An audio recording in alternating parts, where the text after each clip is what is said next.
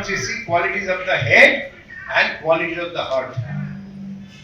మా చుట్టుపక్కల ఉన్న వాళ్ళకు సాధ్యంత వరకు స్టూడెంట్ లైఫ్లో కూడా హెల్ప్ చేయడానికి ప్రయత్నం చేయాలి. మనం అనుకోవచ్చు, ఒక స్టూడెంట్గా నేను ఎలా హెల్ప్ చేయగలుగుతాను? ఒక చిన్న పద్యంతో ముగిస్తాను నా ప్రసంగం. కవిగురు రవీంద్రనాథ్ ఠాగూర్ రాసిన పద్యం. సూర్యుడు అస్తమైపోతూ ఉంటే అడుగుతున్నారండి ప్రపంచంలో, నా పని ఎవరు చేస్తారండి? నేను వెళ్ళిపోతే చిమ్మ చీకటి.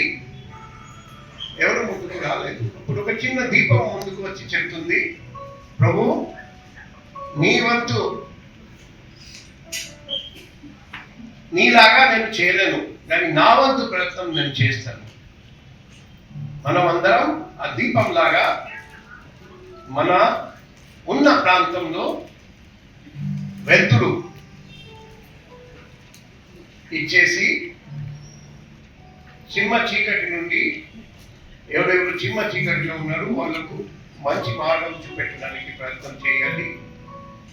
మీరందరూ రోల్ మోడల్గా నిలిచిపోవాలి.